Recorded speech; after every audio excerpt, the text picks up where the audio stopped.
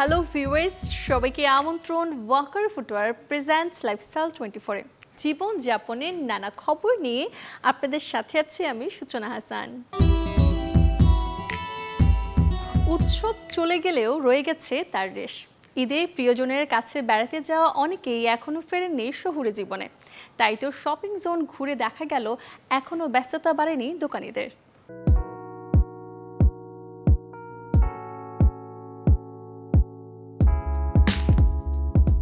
বলতে বলতে চলে গেল ঈদের আমেজ, এখনো পুরোপুরি ঘরে ফিরেনি স্বজনপ্রিয় মানুষেরা।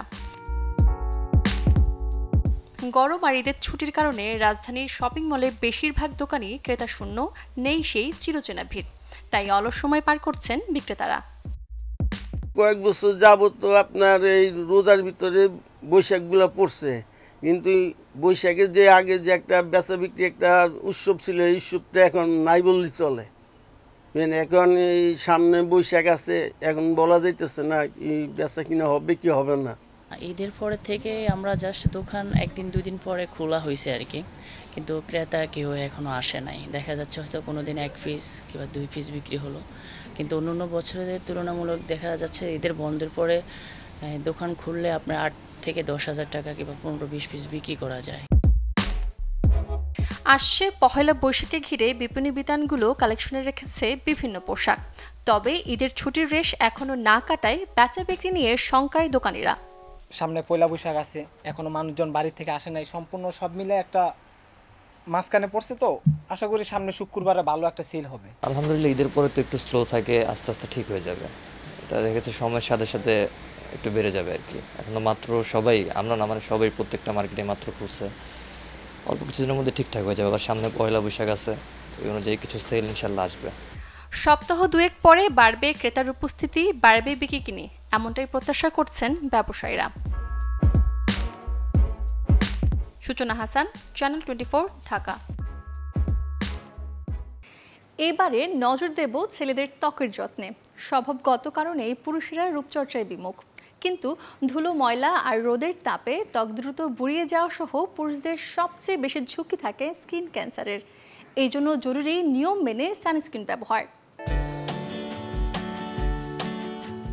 সকালবেলা আয়নার সামনে রূপচর্চায় ব্যস্ত এই দৃশ্য অনেকেরই চোখে যেন শুধুই মেয়েদের বেলায়।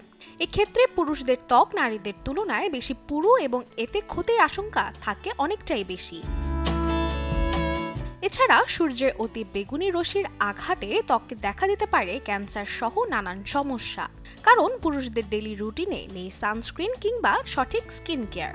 পুরুষদের স্কিন কেয়ার রুটিনে থাকে দাড়ি কমিয়ে যে কোনো ক্রিম লাগানো আর শীতকালে একটু ময়শ্চারাইজার ব্যবহার করা, এতেই ত্বকের যত্ন শেষ। আমেরিকান ক্যান্সার সোসাইটি এবং আমেরিকান একাডেমি অফ ডার্মাটোলজিজের তথ্য অনুযায়ী পুরুষদের মধ্যে মেলানোমা বা ত্বকের ক্যান্সার হওয়ার আশঙ্কা নারীদের তুলনায় 50% বেশি, আর এর কারণ সানস্ক্রিন না লাগানো। তাই সূর্যের UVA এবং UVB রশ্মির ক্ষতিকর প্রভাব থেকেও ত্বককে রক্ষা করতে সানস্ক্রিনের বিকল্প নেই। বাসা থেকে বেরোনোর আগে সবার আগে ত্বকের যত্নে মাখতে হবে সানস্ক্রিন। ত্বকের ধরন অনুযায়ী বেছে নিতে হবে সানস্ক্রিন। তৈলাক্ত ত্বকের জন্য হোয়াইট ফ্রি বা ম্যাটিফাইং সানস্ক্রিন বেছে নিতে হবে। ক্রিমের বদলে জেল বা স্প্রেও ব্যবহার করা যেতে পারে, তবে যেটাই ব্যবহার করুন না কেন SPF 30 ন্যূনতম আবশ্যিক। সংবেদনশীল বা সূর্যের সংস্পর্শে বেশি থাকলে SPF 40 ব্যবহার করাই উত্তম। সানস্ক্রিন ব্যবহারের ক্ষেত্রে কিছু জিনিস অবশ্যই মাথায় রাখতে হবে, যেমন মুখ ভালো করে পরিষ্কার করে ময়শ্চারাইজার ব্যবহারের পর মাখতে হবে সানস্ক্রিন। তবে শুধু মুখে নয়, গলা, কান, হাত বা যে কোনো খোলা অংশে সানস্ক্রিন লাগানো অত্যন্ত জরুরি। বাড়ি থেকে বেরোনোর অন্তত আধা ঘন্টা আগে সানস্ক্রিন মাখলে তা ত্বকে ভালোভাবে মিশে যায়।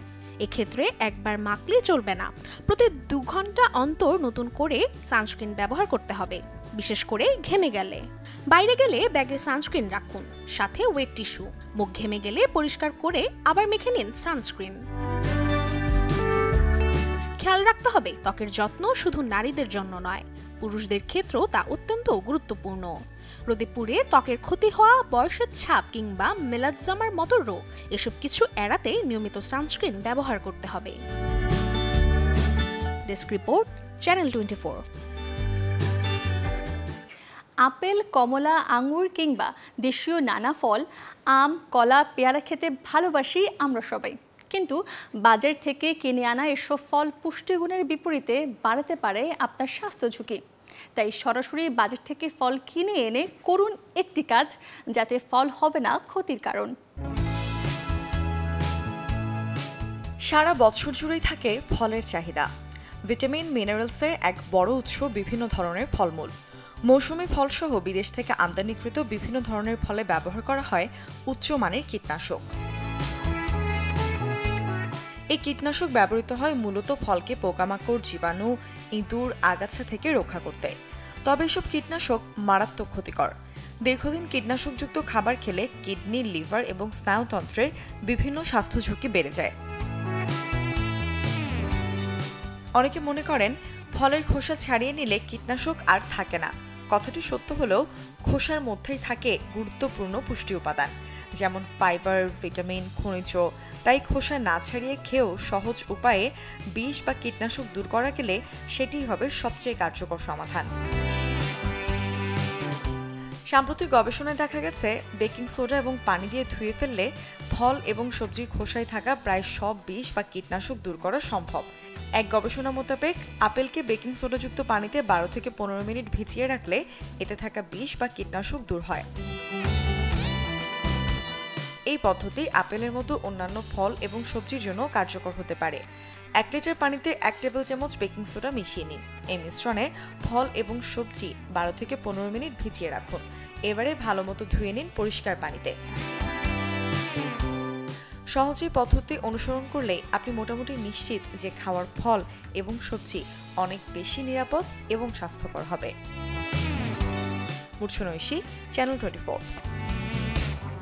এসো হে বৈশাখ, এসো এসো গানের এই কথার সাথে আর দিন তিনেক বাদেই বাঙালি মেতে উঠবে বাংলার নতুন বছর বরণের উৎসবে। দর্শক জানেন কি কেন পহেলা বৈশাখে পান্তা ইলিশ না হলি না? আজ আপনাদের সাথে আমিও জানবো তা।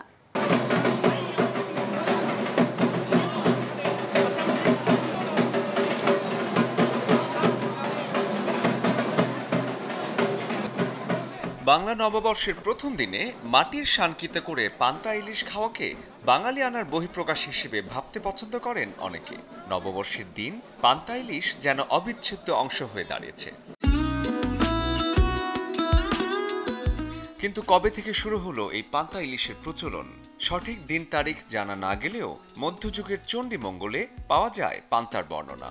নতুন বর্ষে কৃষকের নিজস্ব আয়োজন ছিল আমানি, যা সবচেয়ে প্রাচীন আঞ্চলিক অনুষ্ঠান। আমানি অর্থ হলো পান্তা ভাতের জলীয় অংশ। পান্তা ভাতের জল 3 জোয়ানের বল। এজন্যই হয়তো কয়েক শত বর্ষ ধরে পান্তা খেয়ে আসছে বাঙালি।